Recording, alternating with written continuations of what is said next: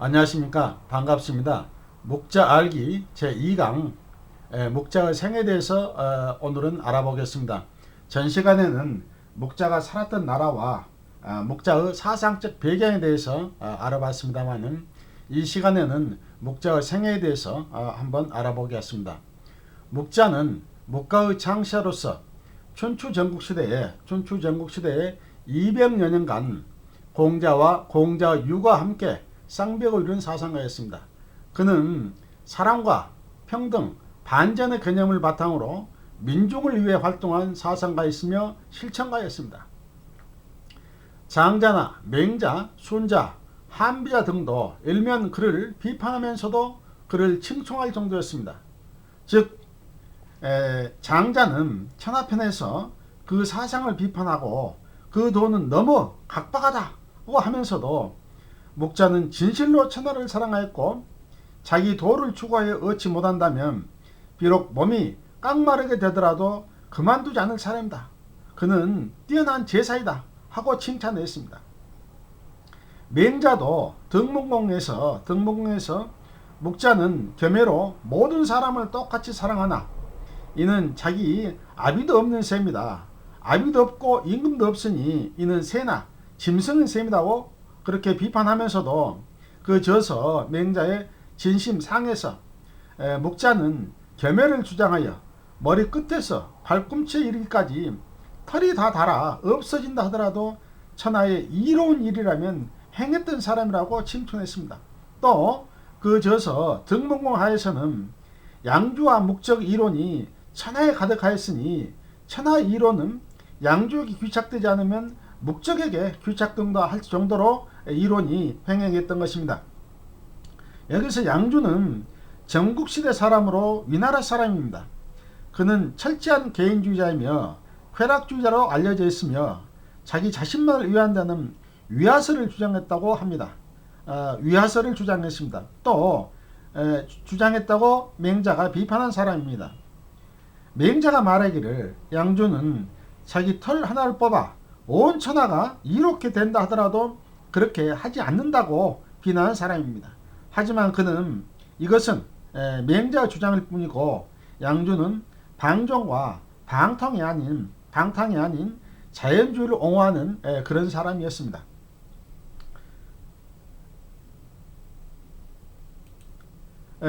또 여시춘추에서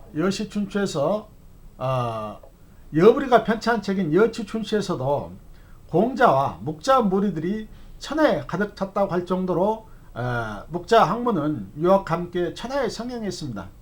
즉 목자는 그 사상을 배척하고 반대하는 학파에서도 무시할 수 없을 정도로 세상에 성행했던 위대한 사상가였습니다. 그래서 청나라 말기 사상가인 양계초는 그 저서 목자학안에서 목자를 겸해와 비공 등 윤리적인 면에서는 작은 예수로 하고 평등과 전령을 주장하는 사회사상이나 경제적인 면에서는 큰 막사라고 칭한 점은 참으로 재미있는 작상이라고 할 만합니다. 하지만 한나라 사마천이 쓴 사기, 맹자, 순경열전에 그렇게 적혀 있습니다. 대체로 목적은 송나라 대부로서 나라의 방어를 잘하고 전령을 주장하였다. 어떤 이는 공자와 동시대 사람이라고 하고 어떤 이는 그보다 그 뒷사람이라 한다는 24자만이 적혀있을 뿐입니다. 그래서 목자 생에 대한 기록은 구체적으로 전하지 않는 아쉬움이 있습니다. 목자의 이름에 대해서 알아보겠습니다. 목자의 성명은 그가 어느 나라 사람인지 또 생물연대가 불분명하다고 제1강에서 말씀드렸습니다. 또 성과 이름까지도 여러가지 설이 많습니다. 목자를 목적이라고 부르는 경우는 사기나 장자, 순자, 한비자, 또 여시춘추, 한서, 예문주 등에 많이 목자를 목적이라고 적혀 있습니다. 하지만 목자란 책에서도 제자들이 목자라 부르고 목자 자신도 적이라고 부르니 우리로서는 목자의 성이 무기고 이름이 적이라고 본 옛날의 일반적인 견해를 따르는 것이 타당하지 않을까 그렇게 생각을 합니다. 그러면 묵자의 출생지에 대해서 다시 한번 알아보겠습니다. 1강에서도 말씀드렸듯이 묵자의 출생지에 대해서는 여러가지 설이 많습니다만은 구체적으로 왜 그렇게 하는지를 알아보겠습니다.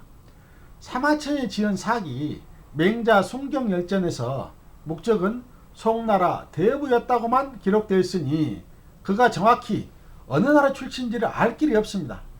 출생지가 사상자의 출생지가 중요한 것은 그 사람들의 사상을 이해하는 매우 중요하기 때문입니다.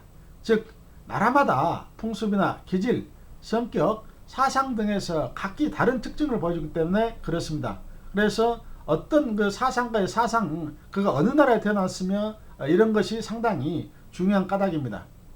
그래서 묵자가 송나라의 사람이라는 설에 대해서 알아보겠습니다. 이 설이 근거하는 것은 사기에서 기록 때문입니다. 또 반고가 지은 한서 예문지에도 묵자가 송나라 사람이라고 기록되어 있습니다. 하지만 묵자 공수나 논문을 보면 묵자는 송나라 사람이 아닌 것이 분명합니다. 또 초나라 사람이라는 설이 있습니다. 청나라에 와서 피론이 묵자주에서 자기 지어서 묵자주에서 묵자를 초나라 사람이라고 주장하는데 이는 초나라가 송나라를 공격하려 하자 초나라 왕에게 가서 저는 북방의 천한 사람입니다 라고 말한 것점을 미루어서 묵자가 초나라 사람일 가능성은 낮다고 할 것입니다. 그러니까 피론이 쓴 묵자주에서 이제 묵자를 초나라 사람을 하는데 이것은 방금 말씀드린 대로 묵자가 초나라에 가서 초나라 왕에게 저는 북방의 천한 사람입니다 이렇게 말했기 때문에 그가 자기가 초나라 사람입니다 하면 초나라 사람이겠지만 그가 자신이 초나라에 가서 자기는 북방의 천한 사람입니다 이렇게 말했기 때문에 초나라 사람의 설은 근거가 상당히 낮다고 하겠습니다. 가장 타당하고 가장 많은 사람들이 인정하고 있는 것이 묵자는 노나라 사람일 것이라는 설입니다. 묵자 항구를 지은 손이양과 양계초, 호적 등이 주장하는데 대표적인 묵가 연구가들이 이 견해를 따르고 있습니다. 묵자를 비롯하여 여러 곳의 기록으로 보아 그가 노나라에서 출생하지 않았다 하더라도 노나라에서 가장 오랫동안 산 것만은 틀림이 없는 것 같습니다. 즉 묵자 내용을 보면 묵자가 모두 노나라에서 다른 나라로 출발한 것으로 기록되어 있습니다. 묵자 노무편을 보더라도 노나라 임금과 묵자와 대화가 거듭되고 있는데 만약 묵자가 노나라 사람이 아니라면 묵자가 노나라에 가서 노나라 임금을 만났다는 기록이 있을 텐데 그런 기록이 없습니다. 즉 노나라 사람이기 때문에 노나라 임금을 만났다는 것입니다. 그래서 다른 데서 노나라로 가서 노나라 임금을 만났다는 그런 기록이 없다는 점입니다. 이런 것을 봤을 때 묵자는 노나라 사람으로 보는 것이 가장 타당할 것이다 이렇게 보여집니다.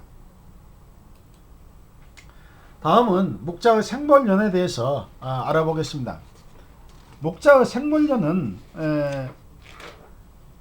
사마천의 사기에서 묵자를 공자와 같은 시기를 하고 혹은 공자보다 뒤에라고 적혀 있습니다. 하지만 한대 유양은 별록에서 또 한서 예문지에서는 반고가 지은 한서 예문지에서는 공자보다 뒷사람이라고 했으니 이를 통해 보면 옛날에는 묵자를 공자보다 약간 후대의 사람으로 보았던 것 같습니다.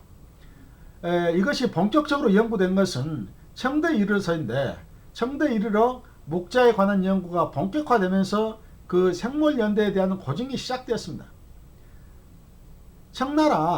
청대 학자 중에서 왕중에 따르면 묵자는 공자가 죽은 해인 BC 479년 전후에 출생하여 강씨의 제나라가 전하에게 제후자를 빼앗겼던 BC 386년 이전에 죽었다는 것입니다.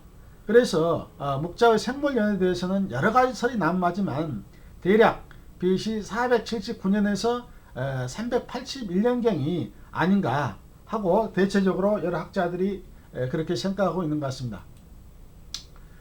가장 중요한 것은 목자의 출신 성분입니다. 그래서 목자의 출신 성분에 대해서 기록이 있는 대로 한번 검토를 해 보겠습니다. 목자는 천한 계급 출신이며 평생 벼슬도 하지 않는 사람인 것 같습니다. 목자 귀편을 보면 목자가 초날에 가서 초해양을 뵙고 책을 자기 저서를 바치려 했으나 초해양이 자기가 늙었으니 이를 사양하고 대신 목화, 신하인 목화로 하여금 만나게 했는데 목화가 말하기를 왕은 천하의 대왕이시니 천한 사람이 지은 것이라 하여 쓰지 않으시려 하지 않겠습니까? 하였습니다. 여기서 초나라 목화가 목자를 가리켜 천한 사람이라고 말하고 있으니 목자는 출신이나 신분이 모두 낮은 사람으로 보입니다. 또 여시춘추 여부리가 편찬한 여시춘추 예르편을 보면 초나라 임금을 뵙고 말하기를 저는 북방의 천한 사람입니다 라고 말하면 스스로 천한 사람이라고称하고 있는 것을 봐서도 그는 높은 신분의 사람 출신은 아닌 것 같습니다. 또 장자 천하편을 보면 목자는 오임금이 장단지에는 살이 없었고 정강에는 털이 없었으며 소낙배에 목욕하고 거센 바람으로 머리를 감으면서도 모든 나라를 안정시킨 위대한 성왕이었다고 하면서 목가들은 마땅히 이를 본받아야 한다고 하면서 우왕의 법을 도로서 삼았습니다. 또 이렇게 하지 못한다면 원임금의 도가 아니니 목가가 되게 부족하다고 제자들에게 말했던 기록이 장자 천하편에 있습니다. 또 전목이 목자는 책에서 목은 옛날 형벌의 칭호이고 목이란 형벌을 받은 자이고 바꾸어 말한다면 바로 노역하는 자를 뜻한다고 주장했던 것으로 미루어 목가 집단이 어려움을 감수하면서도 검소하게 살아가는 천한 사람들이었음을 짐작해 해줍니다. 전목의 목자는 책에서 우리가 책을 미루어 보면 그렇게 알 수 있는 것입니다. 문제는 사마천의 사기 맹자 송경열전에서 목적은 송나라 대비했다는 기록이 있기 때문입니다. 이에 대해 양계초는 목자 하간에서 목자가 송나라 대비했다는 설은 한서 예문제도 나오는데 이는 믿을 수 없는 것이다. 즉 목자는 즉 어디에도 목자가 송나라에서 벼슬했다는 흔적이 없다는 것입니다. 사마천이 그렇게 주장한 근거는 목자가 송나라를 어려움에서 벗어나게 해준 것을 가지고 목자가 송나라에서 벼슬했다고 추측했다는 것이다. 그런 것입니다. 하지만 목자가 송나라를 구해준 것은 자기의 주장인 겸해와 비공의 실전을 위해서 한 것뿐이지 그것을 가지고 어찌 벼슬을 놓을 수 있겠습니까? 목자는 일찍이 말하기를 도가 행해지지 않으면 그것을 상을 받지 않고 을을 들어주지 않으면 그 조정에 몸답지 않는다고 하였습니다. 당시 송나라가 그 을을 들어줄 수 있었겠습니까? 또 목자는 언행이 일치된 사람입니다. 어찌 송나라 조정에 발을 들여놓겠습니까? 그래서 목자는 처음부터 끝까지 평민이었으며 벼슬한 일이 없는 사람이라고 양계초는 주장을 하고 있습니다. 저도 이런 점에는 공감을 하고 있습니다. 또 목자 노음편을 보면 사람이 하는 일이란 사람들에게 이로운 것이면 기술이 뛰어나다고 하고 사람들에게 이롭지 않은 기술은 졸렬하다고 이렇게 적혀 있습니다. 그래서 기술을 중시하는 목자를 보면 여러가지 기계를 활용하여 병법을 얘기하고 있으니 그는 목공일 뿐만 아니라 여러가지 기계에서 잘하는 기술자였음이 분명합니다. 또 목가가 천한 사람이었다고 하지만 우리가 주의할 점은 그가 상당한 학문을 기초로 한 사상가였다는 점입니다. 해남자 주술훈 편에 보면 공구는 공자를 얘기합니다. 공구와 목적은 성인의 학소를 닦고 유교의 이론에 통달하여 입으로는 그분들의 말을 얘기하고 몸으로는 그분들의 뜻을 행하였다고 적혀 있습니다. 이를 통해서 보면 옛날에 육경을 바탕으로 공부를 하였다면 그가 천한 신부였다는 것은 단지 벼슬아진 평민을 뜻한 것이지 노예 같은 천민을 뜻한 것은 아닐 것이라고 생각이 됩니다. 논어 자한편에도 이런 말이 적혀 있습니다. 공자도 젊었을 적엔 천했기에 그래서 비치한 일에 능하였던 대목이 있습니다. 이런 것을 미뤄보면 천하다는 것은 현재 우리가 말하는 느낌의 천한 것이 아니란 것입니다. 결국 목자가 천한 신부였다는 것은 그가 벼슬해졌다는 정도로 해석하는 것이 가장 적당할 것입니다. 우리가 이런 점에 미뤄봐서 목자는 벼슬하지 않는 평민이었다. 평민이었는데 그 당시에 기술자 그룹 목가를 조직해서 또 그 당시가 신분의 변화가 많이 이루어지는 그런 시대였기 때문에 그런 기술자 계급 민중들의 의사를 대변하는 그런 사상가요 실천가였다고 저는 생각합니다. 다음에는 목자의 심론을 중심으로 해서 공부하겠습니다만은 목자 심론을 가지고 하나씩 우리가 얘기하면서 목자 사상, 우리가 이 시대에 왜 목자가 필요한가 이런 점에 대해서 좀 더 자세히 알아보는 계기로 삼고자 합니다. 경청해 주셔서 고맙습니다. 감사합니다.